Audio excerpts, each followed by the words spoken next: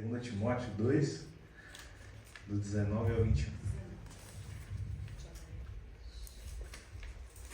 Que diz assim: Todavia, o fundamento de Deus fica firme, tendo este selo: o Senhor conhece o que são seus, e qualquer que profere o nome de Cristo aparte-se da iniquidade. Ora, numa grande casa não há somente vasos de ouro e de prata, mas também de pau e de barro, uns para a honra, outros, porém, para a desonra. De sorte que se alguém se purificar dessas coisas, será vaso para a honra, santificado e idôneo para o uso do Senhor e preparado para toda boa obra.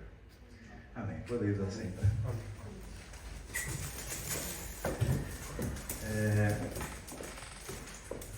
Nessa carta que Paulo escreve a Timóteo, ele está no capítulo 2 exortando, Timóteo, orientando Timóteo para que se siga com as doutrinas que ele aprendeu desde a sua mocidade, e que Timóteo mantenha-se sempre atento à sã palavra, a palavra original, a palavra que o Evangelho de Cristo.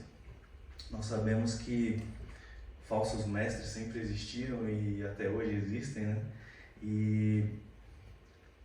E aí, Paulo, nesse capítulo, ele orienta Timóteo como lidar com essas pessoas que às vezes pervertem ou mudam o Evangelho, fazendo às vezes até que alguns se desviem do caminho da verdade. E Paulo orienta que Timóteo que ele se apresente a Deus aprovado, sem que nada, que ele não tenha nada como obreiro para que seja jogado em rosto, para que ele não tenha nada que seja que possa levar culpa, que ele tenha culpa sobre isso, e que orienta Timóteo a se afastar das contendas, das más conversações, que isso geram mais iniquidade e pecado.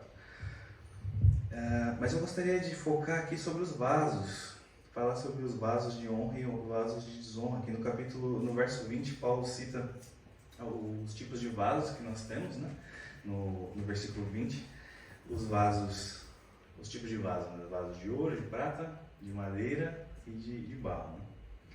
E eu gostaria de fazer a pergunta para os irmãos, que dentre esses 4 materiais que nós vemos aqui no versículo 20, qual o vaso que deveria ser o vaso mais valioso? Nós, como seres humanos, nós pensaríamos que é o vaso de ouro, Mas nós vamos estudar um pouquinho, vamos falar sobre esses vasos na casa de Deus hoje. Então,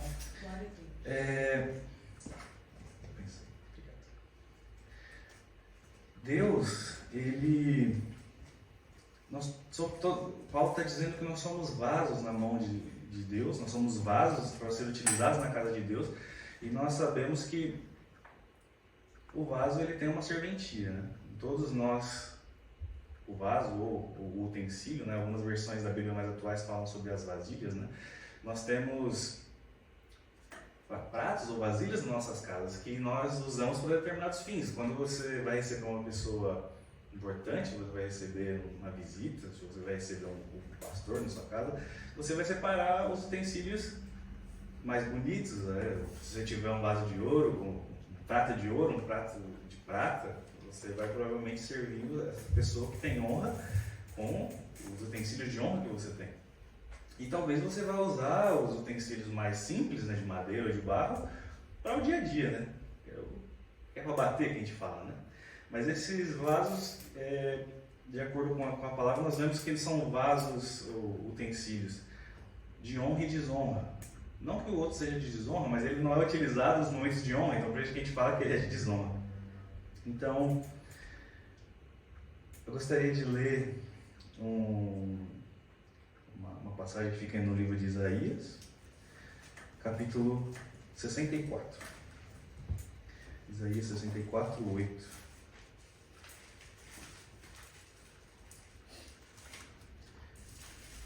Que diz assim. Isaías 64, 8.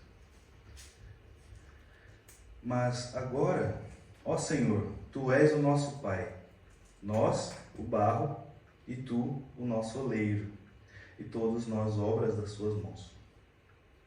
Então, aqui, Isaías está dizendo que Deus é o nosso Pai e Ele é o nosso oleiro. Não sei se os irmãos sabem quem é o oleiro, mas o oleiro ele é um artista que faz utensílios de barro. E o oleiro ele tem toda aquela técnica, toda o seu manejo, né? Ele tem todo aquele conhecimento do barro para poder dar forma ao barro e fazer daquele barro uma peça útil.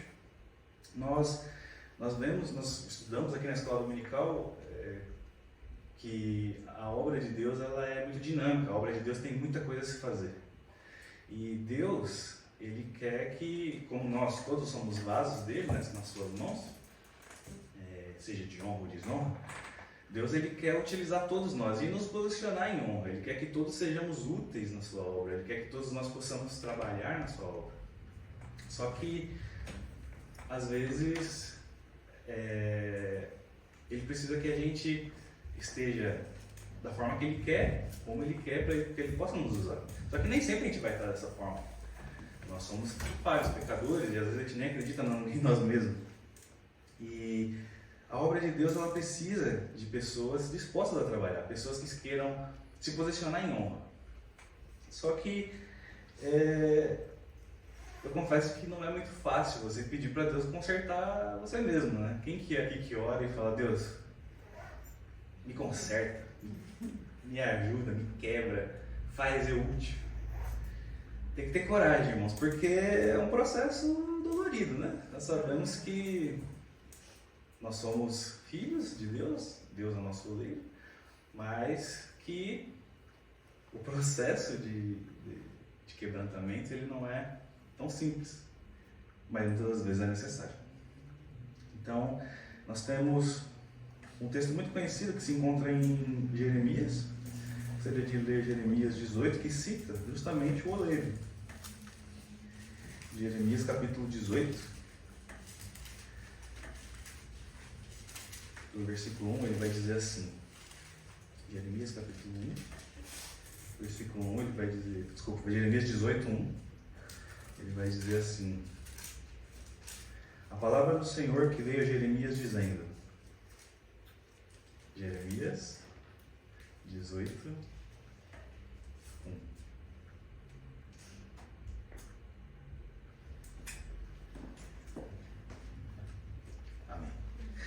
A palavra do Senhor que veio a Jeremias dizendo, levanta-te e desce à casa do oleiro, e lá te farei ouvir as minhas palavras.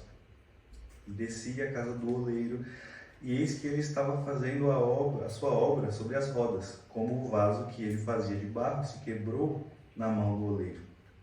Tornou a fazer dele outro vaso, conforme que lhe pareceu bem a seus olhos fazer. Então é a minha palavra do Senhor dizendo, não poderei eu fazer de vós como fez este oleiro, ó casa de Israel? Diz o Senhor, eis que como barro na mão do oleiro, assim sois vós na minha mão, ó casa de Israel. Então, nós vemos que Deus, ele, além de ser o nosso Pai, Ele é o nosso oleiro. E Ele pode fazer da gente aquilo que Ele quiser e daquilo que Ele precisar. Deus conhece cada um de nós. Ele sabe daquilo que a gente precisa, daquilo que a gente não precisa. Ele sabe aonde Ele precisa ajustar e onde Ele não precisa ajustar. Em Romanos 9, 21, na carta de Paulo aos Romanos, capítulo 9, versículo 21, Paulo vai dizer que Deus, o oleiro, tem autoridade sobre o barro. Diz assim, ou não tem o oleiro poder sobre o barro para fazer da mesma massa um vaso para honra e outro para desonra. Então, se nosso Deus é o nosso Pai, nós somos vasos e Ele é o oleiro, Ele pode nos moldar como Ele quiser. Eu não sei se os irmãos têm o costume, ou já viram como um artista, um oleiro trabalha, né? Parece ser um trabalho relativamente simples, né? Porque a gente vê, parece ser sujo, mas é barro, né? De fato é sujo, mas tem toda uma técnica por trás. Então, eu estava dando uma pesquisada, tem pelo menos 7 passos, ou 7 processos que o barro precisa passar antes de virar um vaso útil, né? Então, primeiro ele extrai o barro, e não é qualquer tipo de barro, tem um vaso, são vários tipos de barro, mas tem uns barro para que sejam feitos vasos, são alguns específicos, não é qualquer um que você pode pegar em qualquer canto. E ele extrai o barro, ele peneira o barro, ele tira pedra, tira areia, tira galhos que ficam nesse barro, ele amassa esse barro, né, para que aquilo que talvez possa estar escondido ali nessa massa seja tirada. Então é um processo de purificação desse barro. Depois desse período ele deixa o barro descansando, né, como se fosse uma massa de pão. Eu fiquei até meio surpreso disso, o barro precisa descansar, sim, mas ele precisa descansar para que o oxigênio, né, aquela coisa que deixa ele talvez inchado, venha sair, para que ele não venha quebrar, não fique poroso, né? Olha que interessante. E depois vem a parte mais linda do processo, que é quando aquela massa começa a ter forma. O oleiro ele se senta de frente para aquela massa e ele começa a trabalhar ela. Eles têm as duas mãos na massa, a sua atenção sentado, e aí a roda começa a girar. E ele vai dando o ajuste que ele precisa para fazer um vaso perfeito. E aí você fala, beleza, mas aí depois disso ainda vai secar para que ele aguente o último e derradeiro passo, que é a fornalha de fogo, que é onde ele vai, de fato, ficar forte e resistente. Então, o que eu gostaria de trazer para a nossa meditação hoje é que a gente precisa entender que às vezes esse ajuste vem de Deus na nossa vida, do oleiro, para que nós sejamos vasos de honra. E nem sempre é fácil, irmãos, mas é o que Deus precisa. O amor dele, às vezes, pode ser interpretado como castigo, mas na verdade ele está só tratando da gente para que sejamos posicionados como vasos de honra. Então, o que Deus faz, às vezes, na nossa vida, nos deixa em dúvida se Ele nos ama. Quem não conhece aquela clássica história do irmão que andava 20 quilômetros a pé para chegar na igreja, não perdia um culto e sempre pedia para Deus dar um carro, e quando Deus dá o carro para ele, ele some da igreja. E aí depois ele diz, meu Deus, mas eu perdi o carro. Você perdeu o carro porque Deus te deu a bênção, mas você parou de adorar Ele. Aí Deus tirou daquilo porque Ele queria que você ficasse na presença dEle. Ou talvez aquele irmão que vive pedindo para que Deus abençoe ele com o emprego, mas chega lá no emprego, tem coisas que vão afastar ele de Deus e ele não vai se dando conta. Às vezes ele é uma pessoa muito firme na igreja e quando ele vai ver ele já está fora, já não está mais rendendo como ele deveria render na casa de Deus, e Deus tira, e às vezes a pessoa fica desempregada falando, Deus não me ama. Mas uma coisa que a gente não enxerga, irmãos, é que Deus ele enxerga o todo, ele enxerga a eternidade. A gente não tem essa capacidade, a gente costuma ver só o agora. Deus, Ele quer que todos sejamos vasos de honra, Ele quer que todos sejamos úteis na sua obra, mesmo que para isso Ele precise nos ajustar. Então, entendendo isso, entendendo que Deus vai nos ajustar, nós entendemos que temos que confiar nele, porque se você confia nele, você vai saber o que Ele vai fazer com você, e como oleiro, nós estamos nas mãos dele, de frente para ele, e a atenção dele, os olhos dele estão em cada um de nós, para fazer de nós vasos de honra. Então, eu gostaria de citar aqui o Salmo 119, versículo 67. Salmo 119, versículo 67.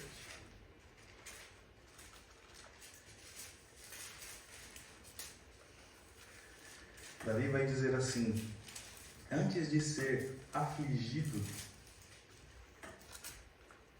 andava errado, mas agora guardo a tua palavra. Afligido é ferido, então, antes dele ser ferido, ele está falando do próprio Deus. Antes de eu ser ferido, eu andava errado, mas agora eu guardo a tua palavra. Então, às vezes o castigo de Deus ele vem para que a gente guarde a palavra dele, para que a gente entenda que a gente precisa agir de certa forma, viver de certa forma, para que estejamos posicionados em honra. Jó, você vai ver também Jó 42, 5. Jó 42, 5 diz assim: com o ouvir dos meus ouvidos ouvi, mas agora te veem os meus olhos. Então, essas experiências que nós passamos são experiências que nos fortalecem, são experiências que nos fazem pessoas melhores, nos fazem pessoas e vasos posicionados em honra. Em 1 Coríntios 10, 13, o apóstolo Paulo vai dizer que Deus ele só dá uma carga que a gente pode aguentar. Não veio sobre vós, 1 Coríntios 10, 13, não veio sobre vós tentação, senão humana, mas fiel é Deus, que vos não deixará tentar acima do que podeis. Antes, com a tentação, dará também o escape para que possais suportar. Então, o amor de Deus, ele enxerga, assim, irmãos, lá na frente, ele enxerga a eternidade. Então, se qualquer coisa que nós vivemos nessa vida atrapalhar o plano de Deus para a eternidade, é melhor que ele corrija, é melhor que ele mude o nosso rumo. Então, quando Deus chama você para a casa do oleiro e lá ele te trata ou ele te quebra, ele está te ajustando para que você seja posicionado como um vaso de honra, útil na casa dele, para que você alcance a vida eterna. Porque Jesus veio para esse mundo não para que nós tenhamos uma vida em paz aqui. Ele sempre disse que no mundo nós teríamos aflições. Mas ele veio para que nós tivéssemos a vida eterna, que nós fôssemos salvos e tivéssemos a chance de morar com ele no céu. Então qualquer coisa desse mundo que atrapalhar isso, mesmo você não querendo, é melhor que ele ajuste, para que nós tenhamos a vida eterna, porque de nada vai valer. A Bíblia diz que Jesus disse que adianta o homem ganhar o mundo inteiro, mas ele perder a sua alma. Então é melhor que nós estejamos posicionados da forma que Deus quer. E é difícil para a gente mensurar isso, porque no Salmo de número 90, versículo 10, é um Salmo de Moisés, ele diz que a nossa média de vida é de 70 anos. Quando você é forte, você vive até 80. E quem teve a oportunidade de conviver com pessoas idosas de 80 anos, a própria Bíblia fala que depois disso é enfado, canseira. E eu mesmo vivi com meu avô e meu avô faleceu com 88. Depois dos 80 ele reclamava muito, porque ele falava: nossa, mas eu sempre fiz tudo sozinho, meu avô sempre foi muito forte, né? Então ele sempre foi muito independente. E aí quando você se vê numa situação que você não pode fazer muita coisa, você fica triste, né? Você fica para baixo, né? Você fica desanimado. Mas é a nossa natureza humana. E a gente tem que estar preparado para isso, preparado para todos os momentos dela. Então, como lemos lá em 2 Timóteo, no texto base, 2 Timóteo 2,19, Deus conhece cada um de nós e Ele sabe o que nós precisamos ou não. Aí você fala: mas eu não quero ser provado, eu estou bem, Deus não precisa me ajustar, eu acho, eu não preciso mudar nada. Meu irmão, sinto te dizer, mas todos nós temos alguma coisa que precisa ser mudada. Pode ser pequena, que aí o ajuste vai ser menor, pode ser grande, que aí o ajuste vai ser maior. Então, pode ser que você é um vaso grande, assim, pesado, sem alça, e às vezes precisa só de uma alça, e Deus vai lá e coloca uma alça, mas vai ficar mais fácil de te carregar.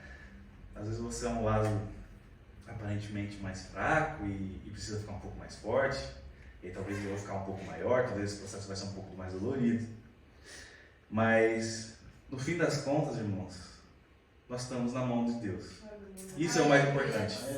Estando na mão de Deus, nós estamos num lugar mais confortável, talvez não confortável, mas no melhor lugar que nós poderíamos estar. Talvez naquele momento que Ele está te moldando, que Ele está te quebrando, que Ele está tratando com você, nesse deserto seu, para você parece ser muito dolorido, mas o que nós precisamos ver é lá na frente. É ver o que essa prova, o que esse ajuste vai nos trazer. E aí Deus vai poder utilizar a gente como honra, vai utilizar a gente como vaso de honra. Aleluia. Então, se você não quer ser ajustado por Deus, tem uma forma. Nós precisamos meditar na palavra. A palavra ela guia a gente e a palavra ela nos orienta. O Espírito Santo nos orienta. E como a gente leu no texto básico, na segunda carta de Timóteo 2, todo aquele que profere o nome de Deus deve se afastar do pecado. Então, se você fala que você é crente, você tem que se afastar do pecado, meditar na palavra, e a palavra vai mudar você. E aí talvez você não precise passar por esse ajuste. E um pouco mais para frente, em 2 Timóteo 3, do 2 Timóteo 3,16, vai dizer assim: toda escritura divinamente inspirada é proveitosa para ensinar, redarguir, corrigir, para instruir em justiça, para que o homem de Deus seja perfeito e perfeitamente instruído para toda boa obra. Então, se você quer evitar esse ajuste, se você não fala, acho que eu não tenho pique de... Tem uns hinos meio ousados, né? Tem uns hinos que falam: Senhor, me faz um vaso novo, me quebra. Você tem que ter um pouco de sabedoria para cantar esses hinos aí, porque não é fácil não. Então, a gente precisa estar preparado. Você não quer ser ajustado? Então, se antecipe, seja esperto. Leia a palavra e pratique, não é só para ler e... não, leia e pratique, para que aí Deus te fala: não, eu nem precisei corrigir esse vaso e ele está aqui já de honra, ó, vem cá, vaso, que eu vou te usar. E aí ele te usa. E ele não vai precisar te corrigir, porque você já se posicionou como vaso de honra e ele conhece isso. Aleluia, Senhor. E aí, meus irmãos, eu gostaria de falar sobre essa capacitação que Deus nos dá. Às vezes a palavra não é suficiente porque a gente simplesmente não lê, não que a palavra não seja suficiente, ela é suficiente, só que a gente que não está nem aí para ela, a gente não quer ler, não quer meditar nela. Mas a obra de Deus ela não para, então tem trabalho para todos. Hoje, se você me perguntasse 2 anos atrás que eu estaria aqui tocando, eu estaria aqui pregando, eu ia falar: não, você está doido que eu não sei falar. Eu vivo falando com meus amigos aqui que eu não sei falar, e eu peço sempre para Deus que Deus me capacite, para que Deus me ajude, para que eu possa falar melhor, para que eu possa ter uma dicção melhor, para que os irmãos, tudo que eu falar, os irmãos possam entender, porque não é fácil, irmãos. Eu queria que os irmãos viessem aquele dia aqui na frente para você ver como que é a responsabilidade. Então, quem capacita é Deus, e Ele que nos dá capacidade. Quantos personagens bíblicos muito importantes não se acharam dignos? Vamos meditar um pouquinho aqui, porque às vezes você se acha fraco, mas olha quem se sentiu fraco. Olha quem se sentiu fraco. E Deus falou: calma aí, sou eu que garanto. Vamos ler. Êxodo 4, do 10 ao 12. Êxodo 4, do 10 ao 12.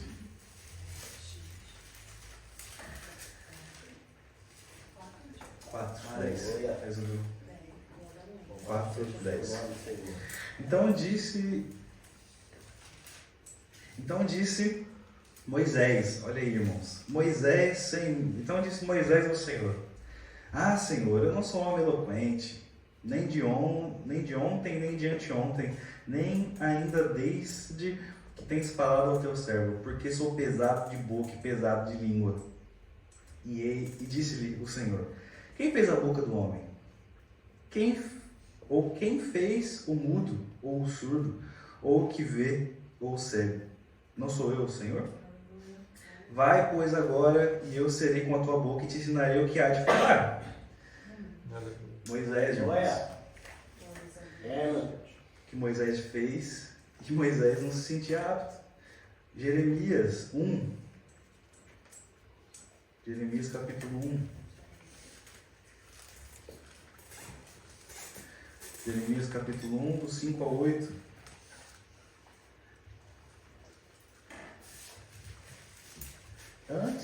Jeremias 1, 5. Antes que eu te formasse no ventre, eu te conheci, e antes que saísse da madre, te santifiquei, e as nações te dei por profeta. Então disse eu: ah, Senhor Jeová, eis que não sei falar, porque sou uma criança. Mas o Senhor disse: não digas, eu sou uma criança, porque aonde quer que eu te enviar, irás, e tudo que te mandar, dirás. Não temas diante deles, porque eu sou contigo para te livrar, diz o Senhor. Uma criança não se sentia capaz, justo, né? Então vamos para um outro exemplo. Juízes 6. Louvado seja o seu nome, Senhor. Juízes 6, 11. Livro de Juízes 6, 11. Pai seja. Gideão Muito obrigado, Pai.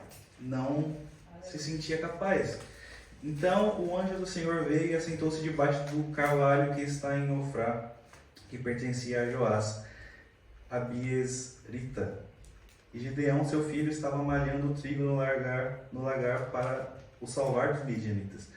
Então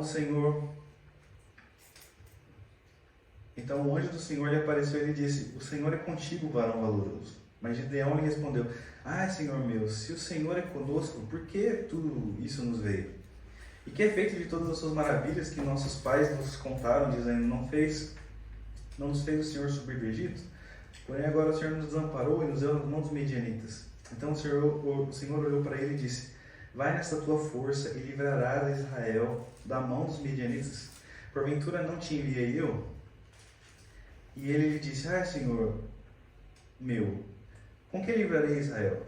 Eis que a minha família é a mais pobre em Manassés, e eu o menor da casa do meu pai. E o Senhor lhe disse: porquanto eu hei de ser contigo, tu ferirás os midianitas como se fossem um só homem.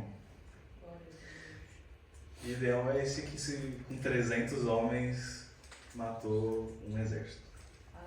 Então, meus irmãos, quem capacita é Deus. E Deus, ele se alegra do jeito de cada um de nós. Você pode falar: mas eu não sei falar, eu tenho um jeito estranho, eu não sei cantar, eu não sei pregar. Deus se alegra do seu jeito. Igual você não tem nenhum. Cada um de nós somos únicos, nós somos únicos. Pode ser que pessoas vão fazer determinadas tarefas melhor que você, pior que você, mas igual a você. Não tem ninguém que faz nada. Você é único. Deus te ama. Deus, ele ama e quer que você seja útil, seja posicionado como vaso de honra na casa dele. Então, só que para isso é difícil, nós precisamos confiar nele. Nós precisamos falar: Deus, eis-me aqui, me usa como o Senhor quer.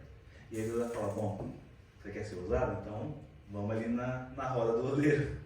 E aí ele vai olhar se vai precisar de muito ajuste ou pouco ajuste. Mas o melhor de tudo é que, mesmo que você quebre, você está na mão dele.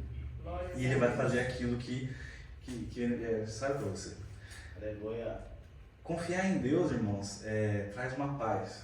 Quando a gente confia em Deus, a paz que excede todo o entendimento, que Paulo cita em Filipenses 4:7. Filipenses 4:7. Essa paz que excede todo o entendimento vai tomar conta de você e você vai falar, você simplesmente não vai, você vai entregar todos os seus problemas na mão de Deus e vai falar: Deus, só cuida, eu não preciso me preocupar.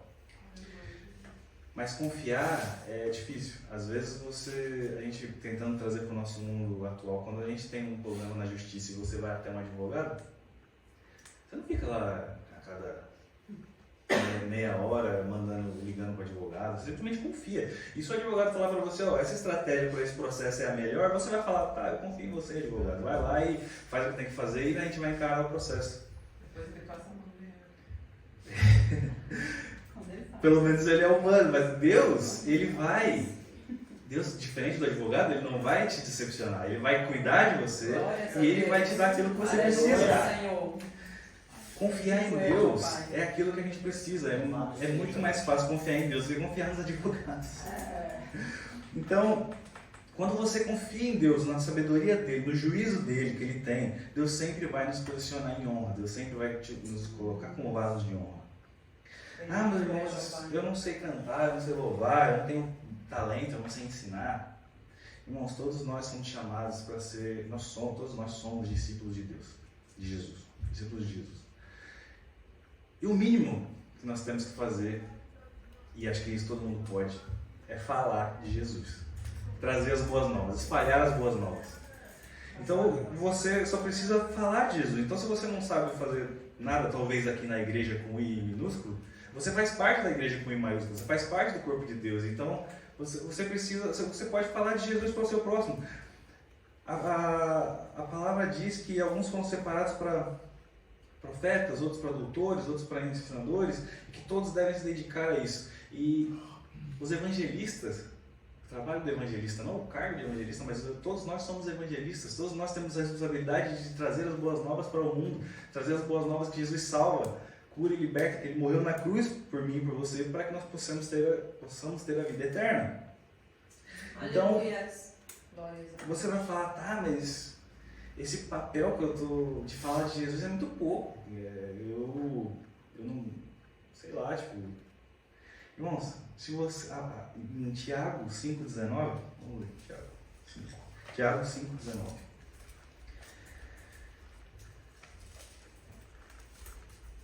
Tiago 5, 19 e 20.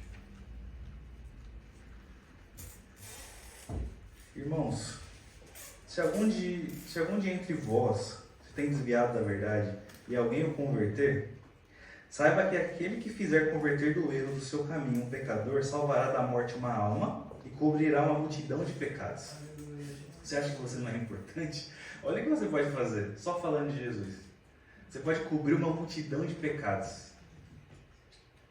Olha a importância que você tem.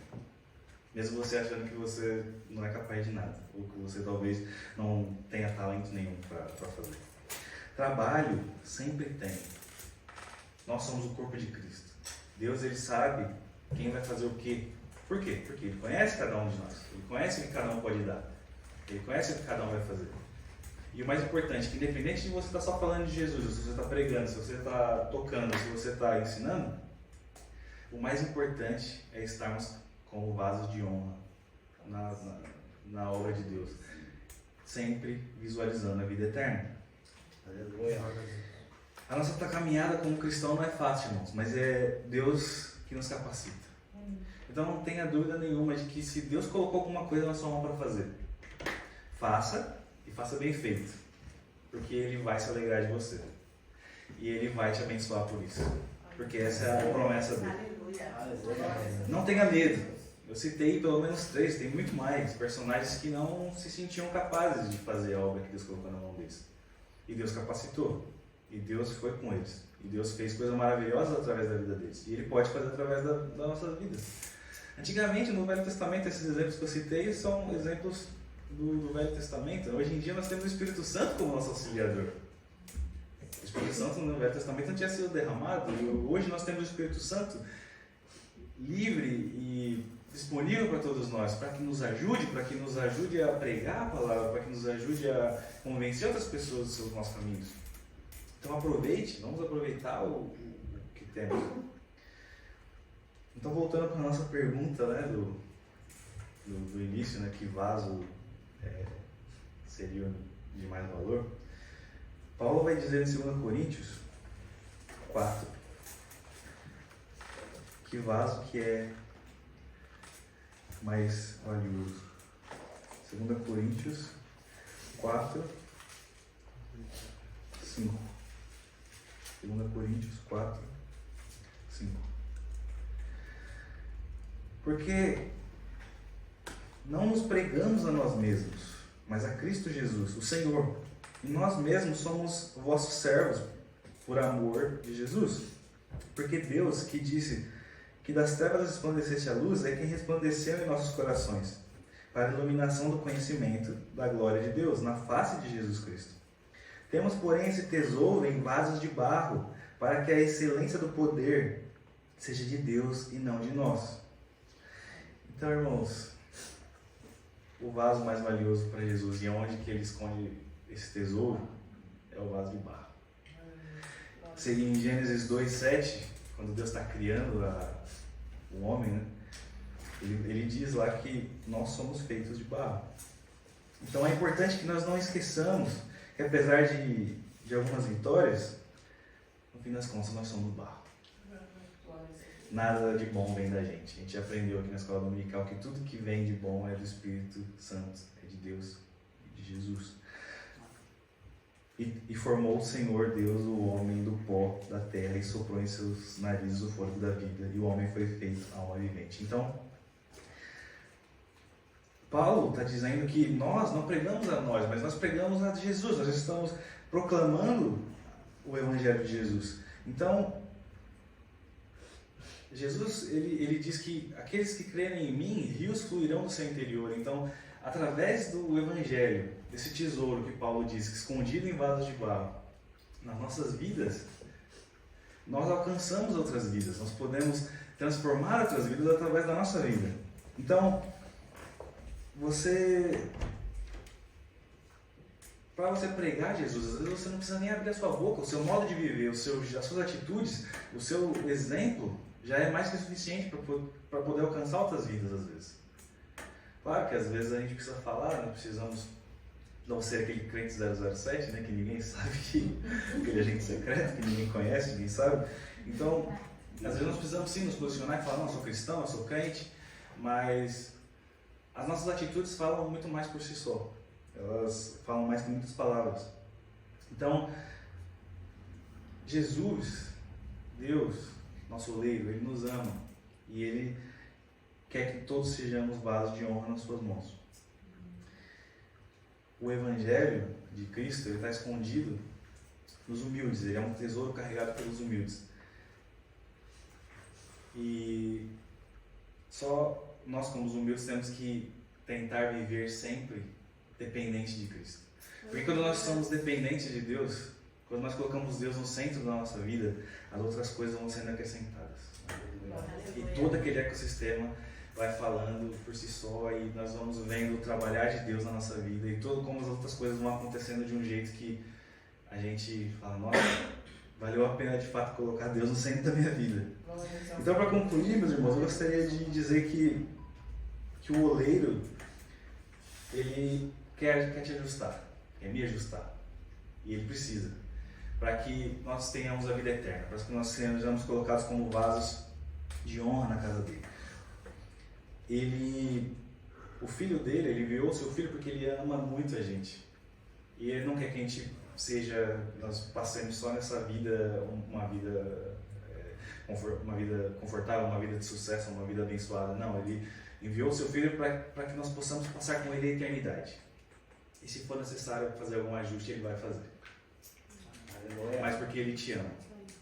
Porque ele te ama e ele quer que você passe a eternidade com ele. Então é melhor aceitar o conselho de Deus, que é o oleiro, que tem autoridade sobre nós, porque nós estamos na mão dele. Aleluia. Salmos 84:12 vai dizer assim. Salmos 84.